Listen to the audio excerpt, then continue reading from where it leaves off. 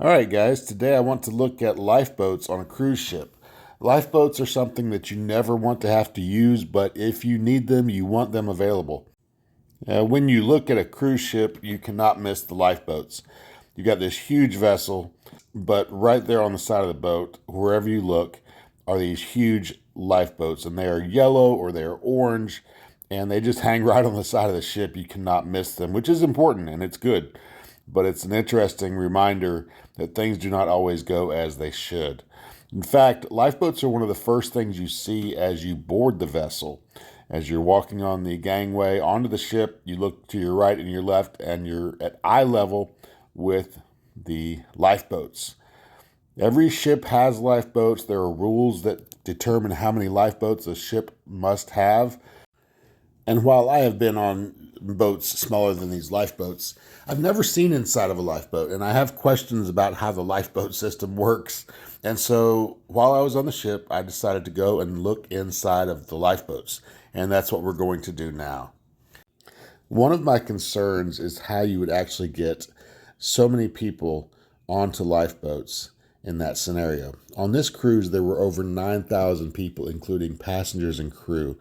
And I've been to enough events and worked enough events to realize that in an entertainment scenario like this, in a disaster, it is going to be mayhem, not orderly and smooth.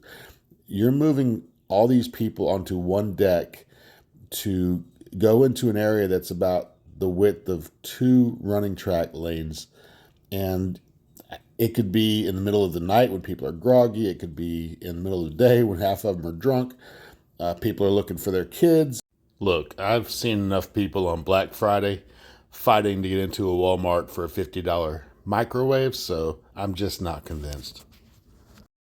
That being said, these lifeboats are not rafts, okay? These lifeboats are built to be motorized and they can navigate the waters. They are clearly more comfortable than a life raft would be. And if I had to make my choice, I would definitely want to be on a lifeboat. So let's look inside of a lifeboat. This lifeboat is built for 370 people, or so it says. And you can see that there's seating in there. It's kind of odd seating as far as I'm concerned. I'm not exactly sure what's going on with that, but they apparently have designed these to be good for saving people's lives. And I would not choose to be that close to 369 people I do not know, but in a crisis situation to save my life, I suppose I could adapt to it. Again, I think it would be quite the task to get people in a disaster situation to find their way onto the lifeboat and get in the lifeboat and find a seat and act calmly. At night especially. I can't even imagine what that would be like. But 370 people in this thing. I'm not sure about that. I'm not sure. I know there are rules and laws that they have to abide by, but I'm just not seeing it myself. Of course, I'm not a small guy, but this would be pretty tight. And I know it's an emergency situation, but still. I'm just going to let you look around inside this lifeboat. From the outside, I'm looking through these windows, and as you can tell, it's not super clear because there's salt water that has splashed up onto the windows, and there's reflections and things like that. But hopefully, you can see well enough to find out what life might be like on a lifeboat. How do you think you would do? Do you think you could manage?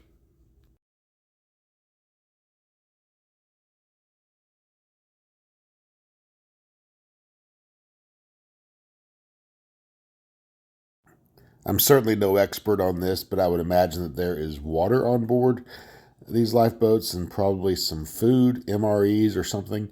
I don't know, but I would imagine so because I can't imagine it not being true.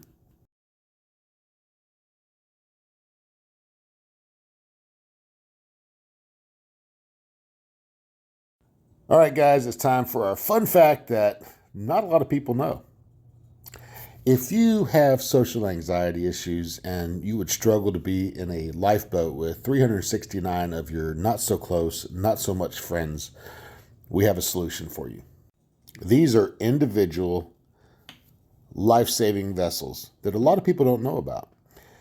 They're designed for people with social anxiety. You just get inside of this by yourself, and that shoots you off the side of the ship into the ocean, and you float until somebody finds you. If that doesn't take away your anxiety, I don't know what will. So there you go. Social anxiety life pods for those who do not want to be in a crowded space. A lot of people don't know that. In fact, nobody knows it. All right, there you go. Some true facts and some fun facts about lifeboats, and I think that's some good stuff. All right, so these canisters actually contain the life rafts that would be deployed during an emergency and primarily used by the crew members. There you go.